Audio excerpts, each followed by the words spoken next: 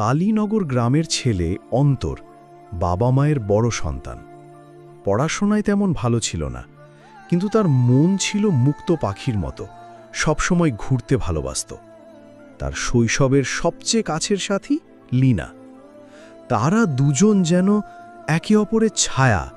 সকালে একসাথে বেড়ানো, দুপুরে খেলাধুলা, আর সন্ধ্যায় যার যার বাড়ি ফেরা। গ্রামের মানুষ তাদের বন্ধুত্বকে দেখে শুধু হাসত।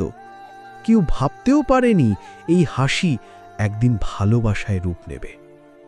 লোহা আর চুম্বক যেমন একে অপরের দিকে টানে, তেমনি অজান্তেই অন্তর আর লীনার হৃদয় একে অপরের সাথে জড়িয়ে গেল। তাদের প্রেম ছিল নিষ্পাপ, না ছিল কোনো স্বার্থ, না ছিল কোনো লালসা, ছিল শুধু একে অপরকে হারিয়ে ফেলার ভয়। কিন্তু ভাগ্য সবসময় প্রেমিক প্রেমিকার গল্পে নতুন অধ্যায় লেখে না, আর ঠিক সেখানেই শুরু হলো তাদের জীবনের প্রথম ঝড়। যে ঝড় একদিন সব কিছু উল্টে দেবে, আর অন্তরকে এমন এক খবর শোনাবে যা তার জীবনের সব রং কেড়ে নেবে।